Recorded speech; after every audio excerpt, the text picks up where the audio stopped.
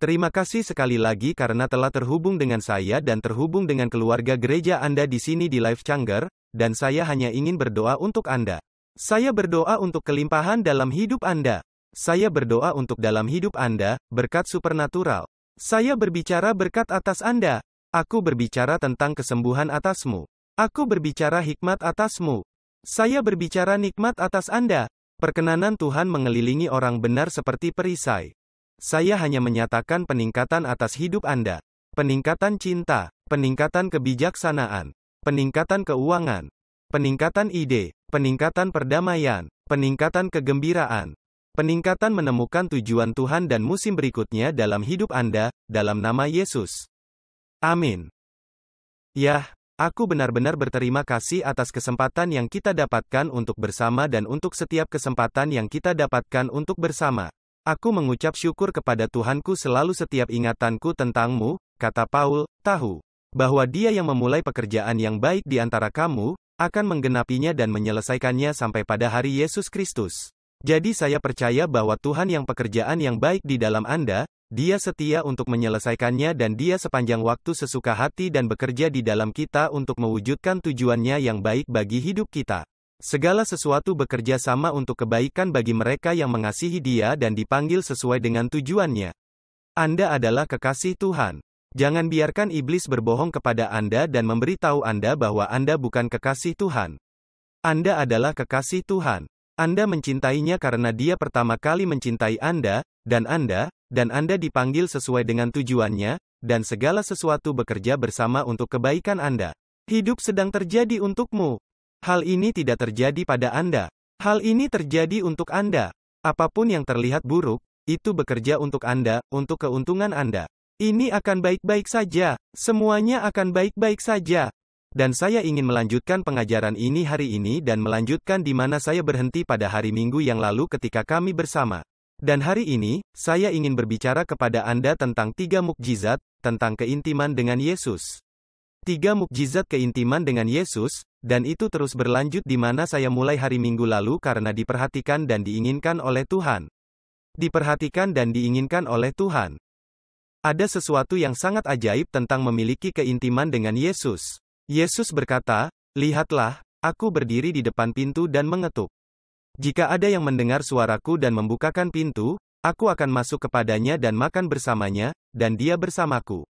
Ada sesuatu yang sangat kuat tentang hal ini yang Yesus bicarakan dalam Markus, pasal 4, ayat 33. Dan saya ingin menunjukkan kepada Anda ayat yang mungkin tampak tidak jelas dan tidak berhubungan dengan topik tersebut. Anda akan melihat apa yang saya maksud saat kita membaca ayat ini dalam beberapa versi Alkitab yang berbeda. Dikatakan, dan dengan banyak perumpamaan seperti itu, Yesus berbicara kepada mereka sebagaimana mereka dapat mendengarnya, di ayat 33. Dalam ayat 34, katanya, tetapi tanpa perumpamaan, Dia tidak berbicara kepada mereka. Dan ketika mereka sendirian, Dia menjelaskan semua hal kepada murid-muridnya. Itu yang ingin saya fokuskan. Dikatakan, ketika mereka sendirian Dia menjelaskan semua hal kepada murid-muridnya. Dan saya suka apa yang tertulis di The Message Bible. Dikatakan dalam ayat 34, Dia tidak pernah tanpa cerita ketika Dia berbicara. Tetapi ketika Dia sendirian dengan murid-muridnya, Dia memeriksa semuanya, memilah-milah kusut, melepaskan ikatannya. Perhatikan apa yang Dia katakan di sana, ketika Dia sendirian dengan murid-muridnya. Lihat keintiman dengan Yesus ini adalah sendirian dengannya.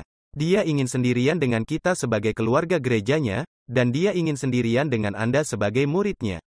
Dikatakan, ketika Dia sendirian dengan murid-muridnya Dia pergi ke atas segalanya. Dia menceritakan kepada mereka kisah-kisah yang didengar semua orang, tetapi bersama mereka, ketika mereka sendirian bersamanya, ketika kita sendirian dengan Tuhan, Dia akan mengatasi segalanya. Dia akan memilah kekusutan. Dia akan melepaskan ikatannya. Jika ada yang membutuhkan beberapa hal atau jika ada yang memiliki beberapa hal dalam hidup Anda di mana Anda membutuhkan untuk mengatasi segala sesuatu dengan Anda membutuhkan Yesus untuk memilah-milah kekusutan. Anda membutuhkan Yesus untuk melepaskan ikatan itu. Yah, Dia melakukan itu ketika Dia sendirian dengan murid-muridnya. Semua orang mendengar firman Tuhan. Semua orang di sini adalah perumpamaan. Semua orang mendengar ceritanya. Tetapi ketika dia sendirian dengan murid-muridnya, ketika dia sendirian dengan murid-muridnya, ketika dia sendirian dengan murid-muridnya. Bahkan sekarang, ini bisa menjadi saat di mana Anda dan saya sendirian dengan Yesus. Kami adalah murid-muridnya yang hanya bersamanya. Sebagai keluarga gereja, kita adalah murid-muridnya yang hanya bersamanya.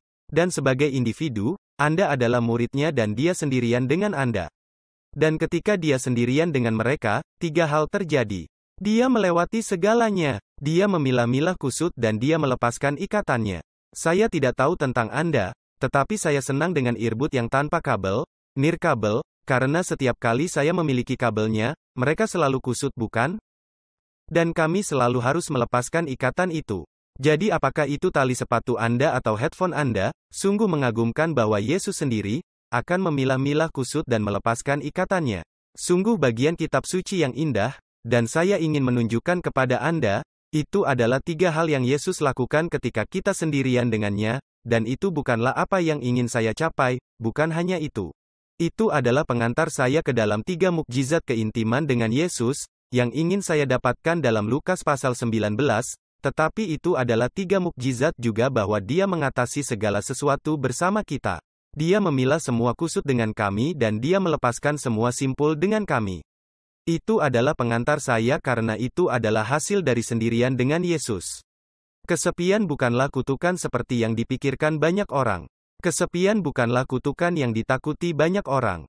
Kesepian bukanlah kutukan yang dicemaskan begitu banyak orang, dan berharap mereka tidak akan pernah menghadapinya, atau bertanya-tanya apakah mereka akan pernah bebas dari perasaan kesepian yang mereka miliki, atau kesepian yang mereka miliki dalam hidup mereka.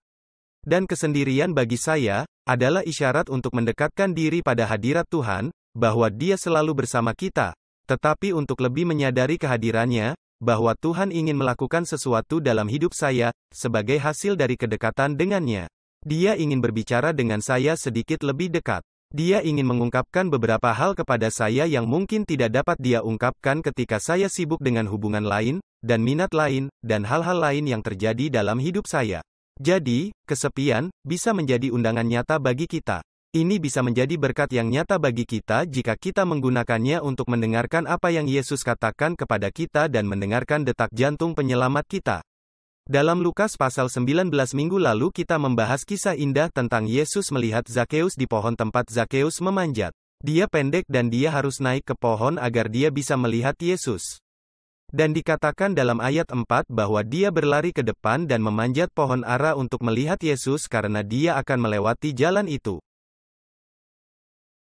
Dan ayat 5 mengatakan, ketika Yesus datang ke tempat itu, dia melihat ke atas dan dia melihatnya dan berkata kepadanya, Zakeus bergegas.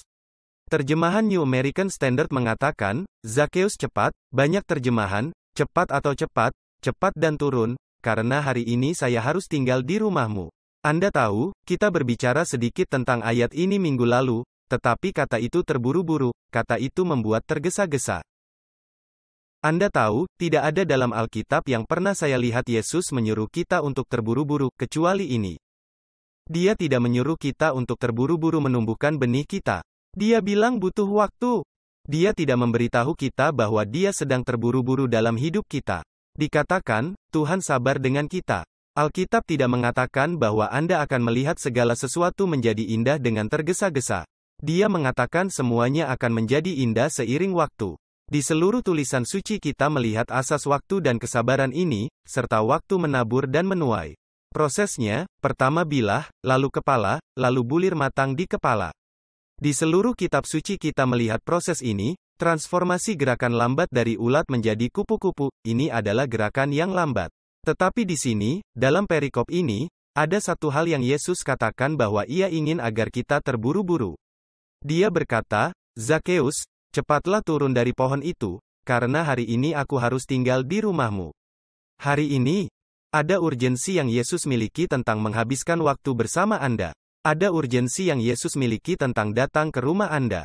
Ada urgensi yang dimiliki Yesus, dia sedang terburu-buru. Dia ingin kita terburu-buru untuk menghabiskan waktu bersamanya, terburu-buru untuk berduaan dengannya, terburu-buru untuk mendengarkannya, terburu-buru untuk duduk di kakinya, terburu-buru untuk masuk firman-Nya, terburu-buru untuk berbicara dengannya dalam doa, terburu-buru untuk berdoa dalam Roh Kudus, berdoa dalam bahasa roh, dan berbicara misteri kepada Tuhan, terburu-buru untuk berkomunikasi dengan Dia, terburu-buru untuk menghabiskan waktu bersamanya. Segala sesuatu yang lain dalam Alkitab memperlambat dan mengambil waktu Anda. Dan Tuhan adalah Tuhan dari perencanaan dan proses dan hal-hal yang terjadi di balik layar yang tidak kita ketahui. Tapi di sini, kita punya satu tempat di mana Tuhan berkata, "Cepatlah." Yesus berkata, "Cepatlah." Mengapa? Karena Dia tertarik, dan bersemangat untuk menghabiskan waktu bersama Anda, sangat bersemangat untuk datang ke rumah Anda, sangat bersemangat untuk tinggal bersama Anda, sangat bersemangat saat Anda datang dan berhubungan dengannya. Sungguh penyelamat yang cantik. Saya suka apa yang dikatakan dalam ayat 5. Yesus memperhatikan Zakheus. Dia memperhatikannya. Dia menatapnya. Dia mengenalinya. Dia berbicara padanya. Dia menginginkan dia. Dia datang kepadanya dan dia tinggal bersamanya. Ini persis bagaimana perasaan Yesus tentang Anda. Dia memperhatikanmu, aku suka itu. Dia memperhatikan Anda. Dia melihat Anda. Apakah kamu tidak menyukainya? Dia melihatmu. Dia berbicara kepada Anda. Saya suka dia berbicara kepada kami. Dia mengenali Anda dengan nama Anda sendiri. Dia tinggal bersamamu. Dia menginginkanmu. Dia datang kepadamu. Dia tinggal bersamamu. Dia memperhatikan Anda. Dia melihatmu. Dia berbicara kepada Anda. Dengarkan suaranya sekarang juga. Mari kita luangkan waktu sejenak dan dengarkan saja. Apa yang Tuhan bicarakan kepada Anda di saat yang sunyi ini? Apakah Dia mengatakan aku mencintaimu? Karena Dia yakin. Apakah Dia mengatakan semuanya akan baik-baik saja? Karena itu pasti. Apakah Dia mengatakan Dia bekerja di layar dan semua hal bekerja bersama untuk kebaikan Anda? Karena itu sedang terjadi, dan Dia sedang melakukan itu. Dengarkan kedamaiannya. Dengarkan bisikannya. Dengarkan suaranya. Suaranya tidak diguntur, yang keras, yang besar, yang jelas. Itu dalam suara yang tenang dan kecil, bisikan kedamaian, bisikan itu akan baik-baik saja, bisikan aku bersamamu, bisikan aku tidak akan pernah meninggalkanmu atau meninggalkanmu. Saya suka bahwa Yesus memperhatikannya. Saya suka bahwa Yesus memandangnya. Saya suka bahwa Yesus mengenalinya. Saya suka bahwa Yesus berbicara kepadanya, menginginkan dia, datang kepadanya, dan tinggal bersamanya. Dan, saya suka bahwa Dia memperhatikan Anda, bahwa Dia melihat Anda, bahwa Dia berbicara kepada Anda, bahwa Dia mengenali Anda, bahwa Dia menginginkan Anda, bahwa Dia datang kepada Anda, dan bahwa Dia tinggal bersama Anda. Saya ingin Anda melihat apa yang terjadi, mukjizat yang terjadi ketika Zakheus menerima undangan intim ini, undangan untuk mukjizat keintiman dengan Yesus ini. Kita lihat apa yang terjadi di ayat 6. Jadi, dia bergegas, dan dia turun dan dia menerimanya dengan sukacita. Dia bergegas, dia turun dan dia menerimanya dengan gembira. Ada 3 keajaiban yang terjadi. Jika Anda pergi ke ayat 8, selanjutnya dikatakan, lalu Zakheus berdiri dan berkata kepada Tuhan, "Tuhan, lihat, saya memberikan setengah dari semua barang saya kepada orang miskin, semua kekayaan saya kepada orang miskin. Saya memberikan setengahnya. Dan jika saya telah mengambil sesuatu dari siapapun dengan tuduhan palsu, saya mengembalikan 4 kali lipat." Dalam 2 bagian kitab suci ini, Lukas bab 19, ayat 6 dan Lukas bab 19, ayat 8, ada 3 mukjizat yang terjadi sebagai akibat dari Zakheus menerima undangan keintiman dengan Yesus ini. Hal pertama yang terjadi adalah mengubah hubungannya dengan keintiman Yesus dengan Zakheus mengubah hubungan Zakheus dengan dirinya sendiri. Dalam ayat 6 ayat ini dikatakan, maka dia bergegas dan dia turun dan dia menerimanya dengan gembira. Terjemahan lain mengatakan dengan senang hati. Terjemahan lain mengatakan dan dia menerimanya dengan senang hati. Ada kegembiraan dalam hidup Zakheus sekarang. Ingat sampai saat ini dia adalah seorang pemungut cukai. Ini adalah pekerjaan yang menyedihkan. Dia punya banyak uang, tetapi dia tidak memiliki kedamaian. Dia punya banyak uang, tapi dia tidak bahagia. Dia punya banyak uang tapi dia tidak bahagia karena uang tidak bisa menjamin itu. Anda bisa memiliki uang dan tetap bahagia tetapi kebahagiaan tidak datang dari uang. Dan dalam kasusnya, dia punya banyak, begitu banyak sehingga dia bisa memberikan setengahnya, atau mau memberikan setengahnya. Kita akan membahasnya sebentar lagi, tetapi dikatakan dia turun dan dia menerimanya dengan gembira. Keintiman dengan Yesus mengubah hubungan Zakheus dengan dirinya sendiri. Dengan kata lain, Anda tidak akan pernah bisa memiliki hubungan yang sehat dan positif dengan orang lain sampai Anda bahagia dan sehat dalam hubungan Anda dengan diri sendiri. Ini berarti dapat bergembira dan bersuka cita, dan bahagia dan puas karena sekarang saya bersama Yesus. Saya lebih dekat dengannya. Itu membuat saya bahagia. Dia ingin dekat denganku. Dia memperhatikan saya. Dia menatapku. Dia berbicara kepada saya. Dia menginginkan saya. Dia mengenali saya. Dia menginginkanku. Dia tinggal bersamaku. Dia datang padaku. Ini semua adalah hal yang membuat kita bahagia dalam hubungan kita sendiri dengan Tuhan, dan dalam hubungan kita dengan diri kita sendiri. Ada begitu banyak kebahagiaan yang dia miliki sekarang. Dia menerimanya dengan sukacita. Saya suka apa yang dikatakan dalam kitab suci di Mazmur 144, ayat 15.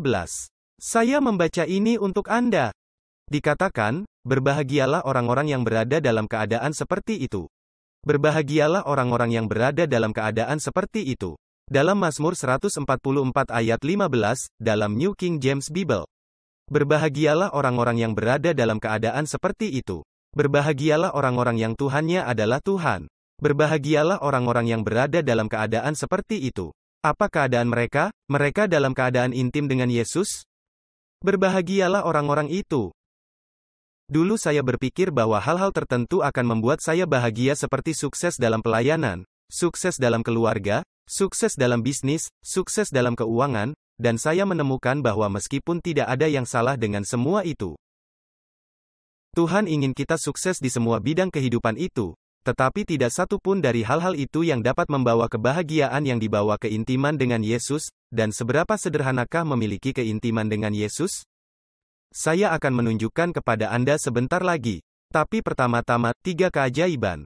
Mukjizat pertama keintiman dengan Yesus adalah mengubah hubungan Zakheus dengan dirinya sendiri. Dia bahagia sekarang. Itu mengubah emosinya. Ini menempatkan dia dalam keadaan pikiran yang gembira dan puas, dan damai dengan Tuhan, dan dengan dirinya sendiri. Sekarang dia siap untuk berdamai dengan orang lain. Mukjizat kedua dari keintiman dengan Yesus ini adalah bahwa hal itu mengubah hubungannya dengan orang lain. Pertama, itu mengubah hubungannya dengan dirinya sendiri. Kedua, mengubah hubungannya dengan orang lain. Perhatikan apa yang dia katakan di akhir ayat 8, dia berkata, Tuhan, ini adalah paruh kedua dari ayat 8, dan kemudian kita akan sampai ke paruh pertama, tetapi dia berkata, Tuhan, jika saya telah mengambil sesuatu dari siapapun dengan tuduhan palsu, saya pikir versi internasional baru mengatakan, jika saya telah menipu siapapun atau terjemahan hidup baru, jika saya telah menipu siapapun, saya membayar mereka kembali 4 kali lipat dari apa yang saya ambil dari mereka. Jika saya telah menganiaya siapapun, jika saya telah menipu siapapun. Inilah keintiman dengan Yesus yang telah mengubah hubungan Zakheus dengan orang lain. Dia tidak lagi memanfaatkan orang lain. Sekarang, dia ingin menjadi berkat bagi orang lain. Dia tidak lagi melihat orang sebagai barang sekali pakai, dan melihat orang sebagai dan kemudian dia mengabaikan mereka. Dia tidak lagi melihat orang seperti itu. Sekarang dia melihat orang-orang, bahwa mereka layak diperlakukan secara adil. Mereka layak diperlakukan dengan jujur. Mereka layak diperlakukan dengan hormat. Sekarang, dia melihat orang secara berbeda. Mengapa? Karena keintiman dengan Yesus ini berubah. Kuncinya adalah hubungannya dengan dirinya sendiri dan sekarang berubah hubungannya dengan orang lain. Dia tidak lagi memanfaatkan orang lain. Cara paling pasti untuk tidak bahagia adalah dengan memanfaatkan orang lain dan memanfaatkan orang lain. Ya, salah satu cara paling pasti untuk tidak bahagia adalah memanfaatkan orang dan memanfaatkan orang. Tetapi salah satu cara paling pasti bahagia adalah dengan menambahkan nilai kepada orang lain. Jika kita memanfaatkan orang, pada akhirnya kita akan sengsara. Kita akan tidak bahagia pada akhirnya. Kita akan kalah pada akhirnya. Jika kita memanfaatkan orang, tetapi jika kita menambahkan nilai kepada orang lain, pada akhirnya kita akan bahagia. Kita akan memiliki hubungan yang sehat pada akhirnya. Kita akan memiliki hubungan yang bermanfaat. Dia berkata, jika saya telah menganiaya siapapun, siapapun yang pernah saya aniaya, siapapun yang saya curangi, Siapapun yang saya tuduh palsu terhadap siapapun, jika saya telah mengambil sesuatu dari seseorang secara salah, saya akan mengembalikannya 4 kali lipat. Ini adalah pria yang telah berubah secara ajaib dalam hubungannya dengan orang-orang. Saya berharap kita bisa melihat itu. Seperti orang yang meminta Yesus untuk menyembuhkannya. Teman-teman memintanya untuk membawanya, menyembuhkannya, kasihanilah dia, dan Yesus menyentuhnya sekali. Ingat, dan dia melihat orang-orang seperti pohon berjalan, dan kemudian Yesus menyentuhnya lagi, dan kemudian dia melihat segala sesuatu dengan jelas dan penglihatannya pulih sepenuhnya. Dia melihat segala sesuatu sebagaimana adanya. Pertama, dia melihat orang-orang seperti pohon berjalan, dan kemudian Yesus menyentuhnya untuk kedua kalinya, dan dia melihat segala sesuatu dengan jelas, dan semuanya dikembalikan. Alasan yang saya bagikan itu karena menarik bahwa ketika dia melihat pria seperti pohon berjalan, begitulah kita kadang-kadang. Kami melihat orang sebagai sesuatu yang harus ditebang, pohon berjalan. Kami melihat orang sebagai sesuatu yang harus dipotong. Kita melihat orang sebagai sesuatu yang digunakan untuk membuat kita hangat. Kita bisa mengambil pohon, kita bisa membangun rumah dengannya. Kita bisa mengambil sebatang pohon, kita bisa membuat kayu bakar dengannya. Kita bisa mengambil sebatang pohon, dan kita bisa membakarnya dan menciptakan kehangatan, dan begitulah kita, terkadang, terhadap orang lain. Kita melihatnya sebagai sesuatu yang berguna bagi kita, daripada melihat segala sesuatu seperti cara Tuhan melihatnya. Kita seharusnya tidak pernah melihat orang sebagai pohon. Memandang orang sebagai sumber rezeki bagi kita. Kita harus selalu memandang Tuhan sebagai sumber kita. Tuhan adalah bekal kita. Dan Zakheus melihat orang dengan cara yang layak untuk dilihat. Mereka tidak pantas untuk dimanfaatkan, mereka tidak pantas untuk dicuri, mereka tidak pantas untuk disalahgunakan dengan cara itu. Saya akan membayar mereka kembali Tuhan, 4 kali, apapun yang saya ambil dari mereka. Sungguh mukjizat yang indah, bahwa Anda dapat melihat orang secara berbeda, cara Tuhan melihat mereka, bahwa Anda dapat melihat orang tanpa pamrih, melihat orang melalui mata kemurahan hati daripada melalui mata mencoba untuk mendapatkan sesuatu dari mereka. Jadi keintiman dengan Yesus ini, menghasilkan keajaiban yang menyebabkan Zakheus berubah. Itu mengubah hubungan Zakheus dengan dirinya sendiri. Kemudian hal itu mengubah hubungan Zakheus dengan orang-orang. Dan itu mengubah hubungan Zakheus dengan uang dan harta benda. Zakheus berkata di awal ayat 8, Tuhan, lihat Tuhan. Saya memberikan setengah dari semua yang saya miliki kepada orang miskin. Saya memberikan setengah dari semua yang saya miliki kepada orang miskin. Ini adalah momen ajaib dalam hidup pria ini juga. Ingat, sebagai pemungut cukai, dia selalu mengambil untuk dirinya sendiri. Dia tidak pernah peduli dengan orang miskin. Dia tidak pernah peduli tentang berbagi. Dia tidak pernah peduli tentang apa yang orang lain alami. Tapi sekarang, apa yang terjadi pada pria ini? Sebagai hasil dari keintiman dengan Yesus, itu telah mengubah hubungannya dengan uang. Anda tahu, kita semua memiliki hubungan dengan uang. Bagi sebagian dari kita, hubungan kita dengan uang mungkin tidak sehat. Bagi sebagian dari kita, hubungan kita dengan uang mungkin sehat. Bagi sebagian dari kita hubungan kita dengan uang, mungkin sedang dalam proses penyembuhan atau dalam proses penyembuhan. Dan saya pikir kita semua perlu membiarkan proses itu terjadi, di mana hubungan kita dengan uang meningkat. Kami memiliki hubungan yang campur aduk dengan uang ketika kami terlalu bergantung padanya. Kami memiliki hubungan campur aduk dengan uang. Kami memiliki hubungan disfungsional dengan uang ketika kami selalu habis. Kita memiliki hubungan disfungsional dengan uang ketika apapun yang kita miliki tidak pernah cukup. Kita memiliki hubungan disfungsional dengan uang ketika kita menggunakannya untuk mencoba membuat orang melakukan sesuatu untuk kita. Ketika kita menggunakannya untuk mencoba menjadi bahagia, kita memiliki hubungan disfungsional dengan uang. Tetapi perhatikan bahwa meskipun Zakheus memulai dengan hubungan disfungsional dengan uang, dia sekarang memiliki hubungan yang sehat dengan uang. Apa tanda kesehatan dalam hubungannya dengan uang? Kemurahan hati. Tanda kesehatan terbesar dalam hubungan keuangan kita adalah kemurahan hati. Bukti terbesar bahwa kita sehat dengan keuangan kita dan sehat dalam hubungan kita dengan uang adalah bahwa kita murah hati. Kita dapat memberikannya, dan kita dapat melepaskannya, dan kita dapat menanamnya, dan kita dapat membagikannya, dan kita dapat menaburnya, dan kita dapat meminjamkannya, dan kita dapat dengan bebas memberi karena kita telah menerima dengan cuma-cuma. Dan bagi pria ini untuk sampai ke tempat di mana dia selalu memanfaatkan orang ke tempat di mana dia bersedia memberikan 50% dari semua yang dia miliki kepada orang miskin. Dia tidak perlu berdebat dengan Tuhan tentang apakah dia seharusnya tidak memberi perpuluhan. Apa perpuluhannya? Haruskah persepuluhan menjadi penghasilan kotor? Haruskah persepuluhan menjadi penghasilan bersih? Atau memang harus 10%? Mengapa Tuhan benar-benar menginginkan 10% saya? Apakah itu benar-benar penting? Apakah persepuluhan adalah perjanjian baru?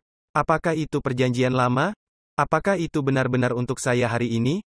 Semua pertanyaan itu, dan semua spekulasi dan semua skeptisisme itu hilang ketika Anda akrab dengan Yesus karena itu mengubah hubungan Anda dengan uang dan Anda tidak lagi takut kehilangannya.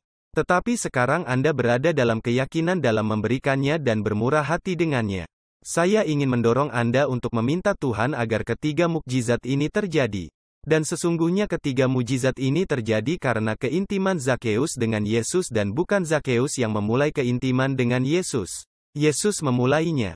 Dia berkata, "Aku ingin datang ke rumahmu. Aku ingin menghabiskan waktu bersamamu.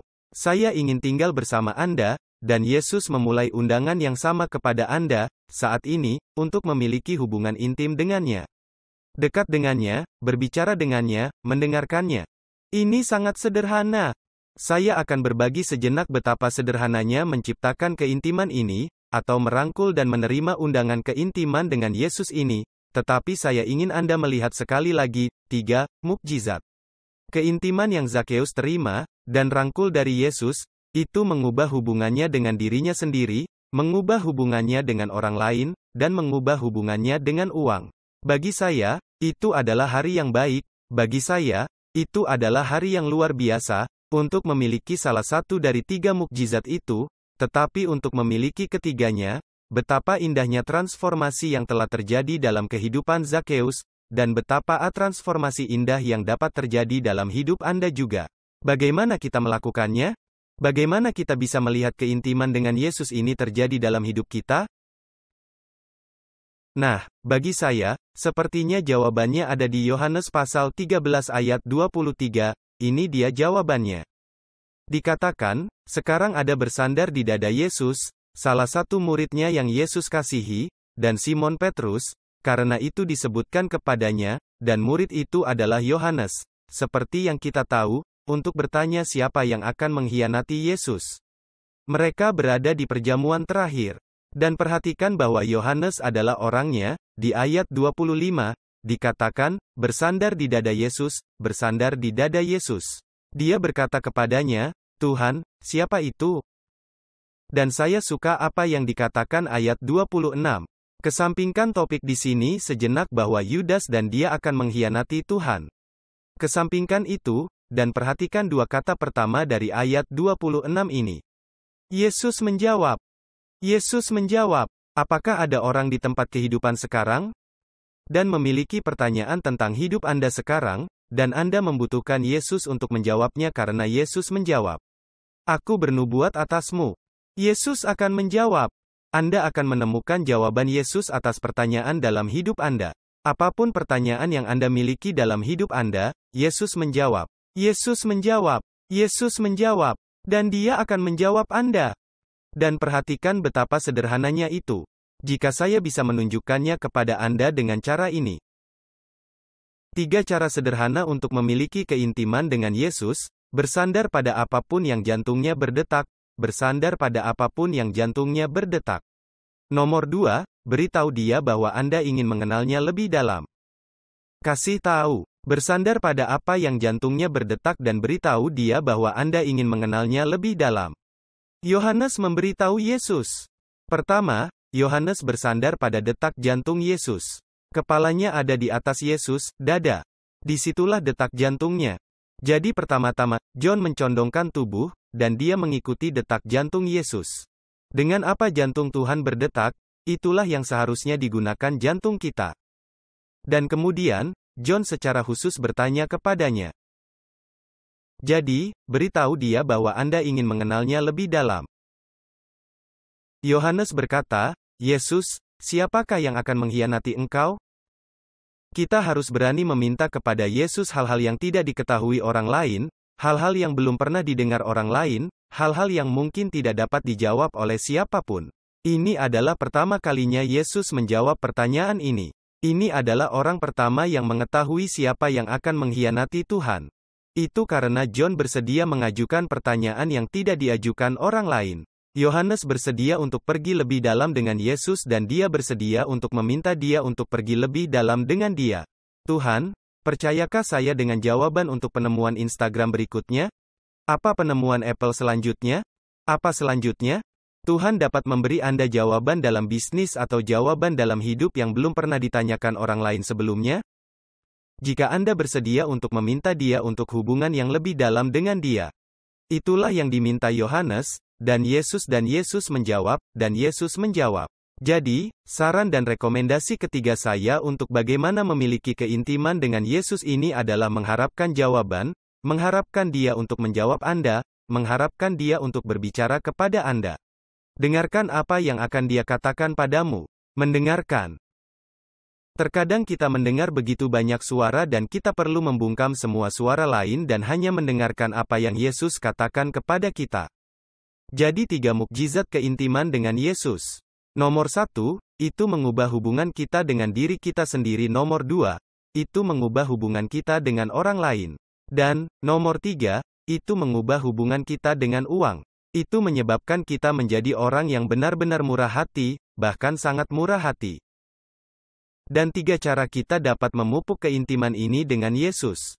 Pertama, bersandar padanya untuk apa yang diinginkan hatinya. Dengarkan dengan apa jantungnya berdetak. Kedua, beritahu dia bahwa Anda ingin mengenalnya lebih dalam, dan ketiga mengharapkan dia untuk menjawab dan mengharapkan dia untuk mendengarkan, dan ketika saya menutup hari ini dengan Anda, ketika datang ke apa yang membuat hati Tuhan berdetak, apa yang Yesus katakan. Jantung berdetak dengan. Baru-baru ini, Tuhan berbicara kepada saya baru-baru ini karena saya tidak tahu, mungkin 2 atau 3 minggu yang lalu, kami berada di tengah inisiatif Hati untuk Rumah, di mana kami menggambarkan semua hal yang Tuhan lakukan melalui gereja dan pelayanan ini, dan berterima kasih kepada semua orang, terima kasih atas kemitraan dan keanggotaan Anda dan kemurahan hati Anda untuk itu. Dan saat itulah, di musim itu, Tuhan berbicara kepada saya. Dia berkata, saya ingin Anda berbuat lebih banyak untuk orang miskin. Saya ingin Anda berbuat lebih banyak untuk orang miskin dan saya pikir itu karena saya bersandar pada apa yang Tuhan katakan kepada saya selama sisa tahun ini, dan memasuki tahun baru. Tuhan, apa yang kau katakan padaku? Apa yang ada di hatimu? Dengan apa jantungmu berdetak?